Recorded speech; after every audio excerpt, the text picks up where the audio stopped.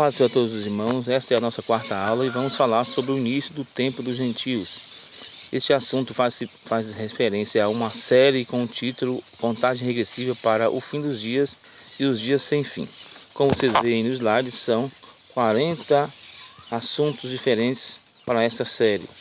E estamos dividindo isso tudo, abordando assuntos importantes como Espírito Santo sairá, o 11 aqui, sairá da terra. Primeira, segunda, terceira e quarta vinda de Cristo, existe isso? Porta da graça, será que fecha mesmo? Entre outros assuntos que abordaremos, como vocês veem aí na tela, no slide. E assim, no decorrer do estudo, falaremos desse assunto.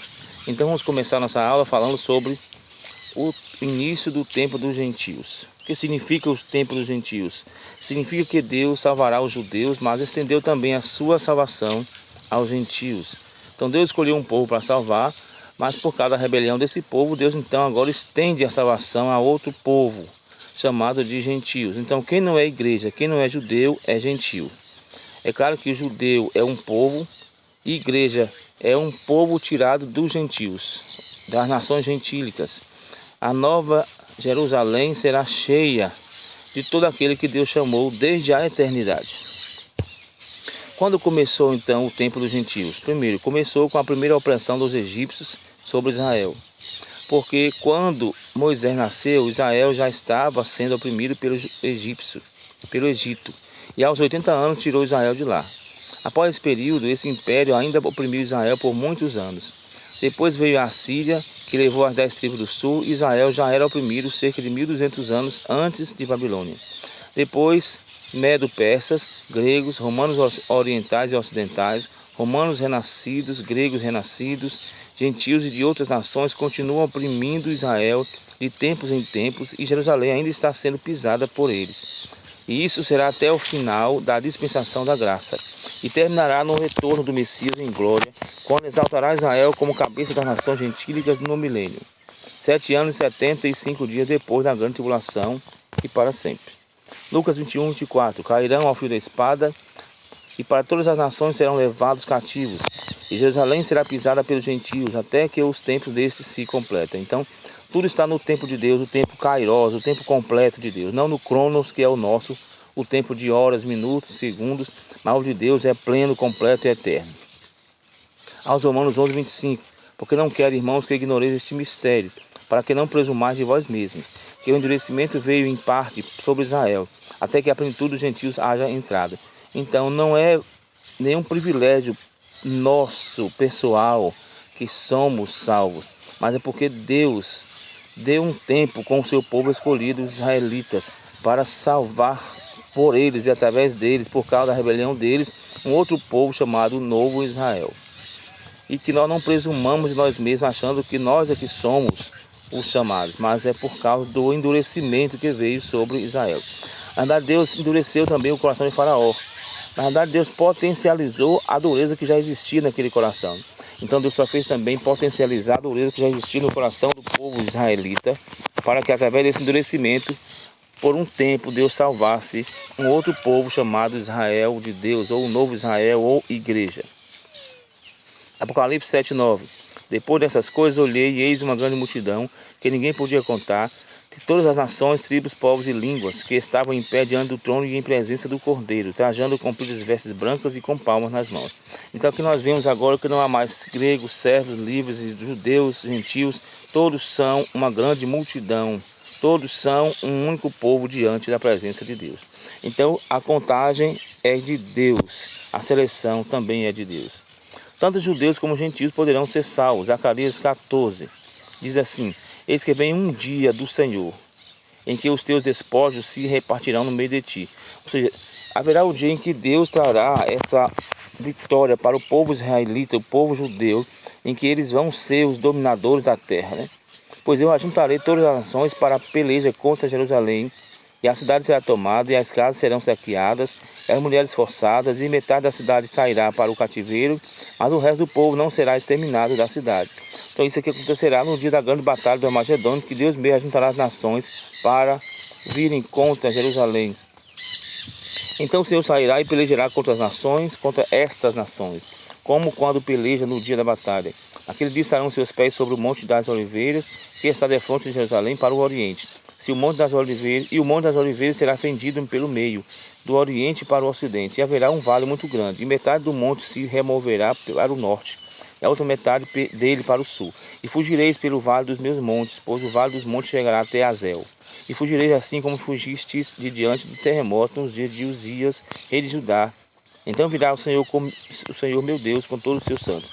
Aqui a igreja já subiu, já foi arrebatada, já voltou e está descendo para livrar Israel junto com Cristo na grande batalha do Armagedon.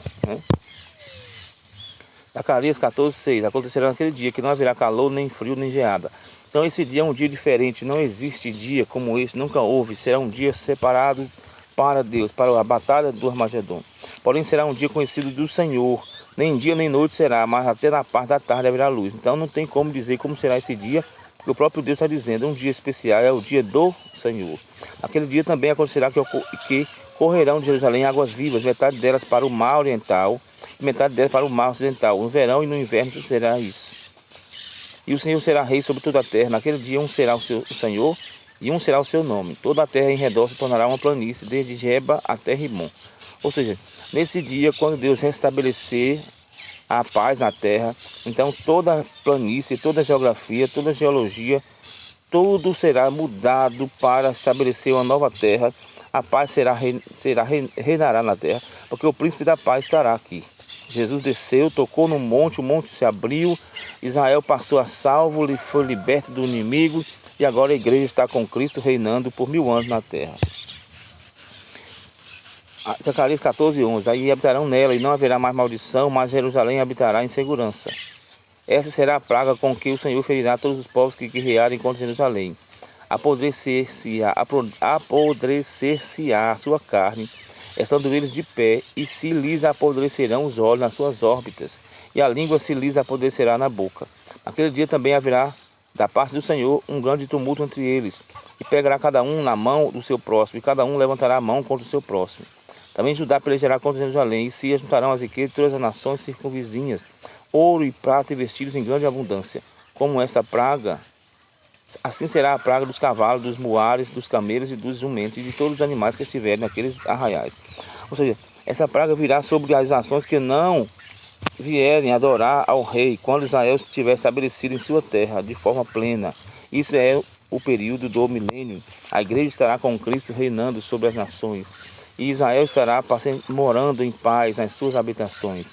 Mas as nações que não forem de ano em ano para adorar o rei, haverá essas pragas sobre essas nações e sobre também os seus animais. Então todos os que restarem de todas as nações que vierem contra Jerusalém subirão de ano em ano para adorar o rei, o Senhor dos Exércitos, e para celebrar a festa dos tabernáculos. E se alguma das famílias da terra não subir a Jerusalém para adorar o rei, o Senhor dos Exércitos, não cairá sobre ela a chuva.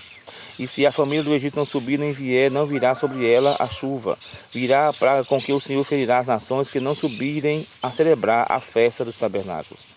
Esse será o castigo do Egito e o castigo de todas as nações que não subirem a celebrar a festa dos tabernáculos. Naquele dia se gravará sobre as campanhas dos cavalos, santo ao Senhor. E as panelas na casa do Senhor serão como as bacias diante do altar. Todas as panelas em Jerusalém e Judá serão consagradas ao Senhor. Explicando. Então, todas as nações deverão vir adorar, porque senão a praga lhes acometerá. Chegará às nações, porque tudo dentro das casas será consagrado ao Senhor. Não haverá mais imagem dentro de casa, não haverá mais maldição dentro das casas, porque tudo estará consagrado. Ou seja, todo mundo adorará ao Senhor, buscando a sua presença. E a nação que não quiser fazer isso, de ano em ano, vai chegar a praga a seus arredores. Lucas 1:32 ainda diz: Este será grande e será chamado Filho do Altíssimo. O Senhor Deus lhe dará o trono de Davi seu pai, e reinará eternamente sobre a casa de Jacó, e o seu reino não terá fim. Aqui está falando de Jesus, que vai vir como Filho do Altíssimo e vai reinar sobre o trono de Davi. Ele é o filho de Davi, que reina no trono de Davi, seu pai. E ele não reinará somente nesse trono, sobre a casa de Jacó, mas um reino sem fim. Então, a partir do momento que Jesus descer para reinar na terra, o seu reino se estenderá para a eternidade. Ainda que no tempo do milênio ele estará ali como um rei temporário, mas o seu reinado é eterno e não terá fim. Atos 2:16-21. Versículo 16. Mas isto é o que foi dito pelo profeta Joel. E acontecerá nos últimos dias do Senhor que derramarei do meu espírito sobre toda a carne. Os vossos filhos e as vossas filhas profetizarão. Os vossos mancebos terão visões. Os vossos anciãos terão sonhos. E sobre os meus servos e sobre as minhas servas derramarei o meu espírito naqueles dias, e eles profetizarão. E mostrarei prodígios em cima no céu e sinais embaixo na terra, sangue, fogo e vapor de fumaça. O sol se converterá em trevas e a lua em sangue, antes que venha o grande e glorioso dia do Senhor. E acontecerá que todo aquele que invocar o nome do Senhor será salvo. Então aqui tem uma parte da profecia que diz que nesse tempo, que é o nosso agora, aconteceria um derramamento do Espírito de forma universal, né? Todos teriam um pouco dessa presença, sentiriam um pouco do que é a presença do Espírito. Até que também chegaria o momento em que ele mostraria prodígios em cima do céu, embaixo da terra, o sol se converteria em trevas, etc. Aqui está falando da grande tribulação, já no final, a partir do momento em que o sétimo anjo toca a sua sétima trombeta, é que cumpre aqui a sétima trombeta, o sol se converterá em trevas, a lua em sangue, aqui está no sexto selo, na sétima trombeta e na sétima taça. Mas quem invocar o nome do Senhor será salvo. Então todo Israel, todo aquele que invocar, chegando já ao final da grande tribulação, se invocar o nome do Senhor, gritar pelo nome do Senhor, mas não tendo recebido o nome da besta, esse será salvo. Aos Romanos 1,16, porque não me envergonho do Evangelho, porque é poder de Deus, primeiro do judeu e depois do grego. Então primeiro veio para os judeus, mas agora Deus, ele estende a salvação a todos. Aos Romanos 10, 11 a 13, porque a Escritura diz, ninguém que nele crê será confundido, porquanto não há distinção entre judeu e grego, porque o mesmo Senhor o é de todos, rico para com todos os que o invocam, porque todo aquele que invocar o nome do Senhor será salvo. Então isso aqui vai acontecer já no final da grande tribulação, entre o sexto selo, a sétima trombeta e a sétima taça. Nesse período, nesses momentos cruciais, nos dias da volta do sétimo anjo, isso está registrado em Apocalipse capítulo 10, quem invocar o nome do Senhor e não tiver aceitado o nome da besta, nem recebido o seu sinal, seu número, o seu nome, esse poderá clamar pelo Senhor, e diz a Bíblia que será salvo. Apocalipse 7, de 9 a 17. Depois dessas coisas olhei e eis uma grande multidão, que ninguém podia contar, de todas as nações, tribos, povos e línguas, que estavam em pé diante do trono. Então aqui a gente vê também, no versículo 14, Senhor, meu Senhor, tu sabes, disse-me ele, estes são os que vêm da grande tribulação. Então esse povo grande, multidão, não tem nome, não tem conta, é o povo comprado da terra desde o tempo de Adão até esse dia, o final da grande tribulação.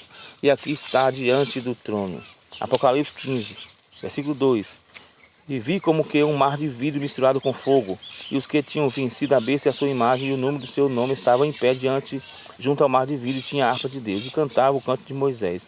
Então veja que agora essa grande multidão se transforma num mar de vidro, ou seja, transparente, santo, purificado, eleito. É como um mar de gente, uma multidão está diante da presença de Deus, misturado com fogo, limpeza, juízo. Esse povo agora passou por todas as tribulações do fogo e venceu, e está como um mar de vidro. E o que aconteceu? Eles venceram a besta e a imagem. Então nesse período aqui eles venceram e clamaram, e todos foram salvos. Esse é o tempo final dos gentios, em que Deus está também salvando muitos que ainda vão participar do nome daquilo que chamamos de igreja. Assim terminamos a nossa aula, e orando a Deus para que nos dê oportunidade para estudar a nossa quinta aula, que falaremos sobre o sonho de uma estátua representando ainda o tempo dos gentios. Deus abençoe a todos, em nome de Jesus. Fiquem com Deus.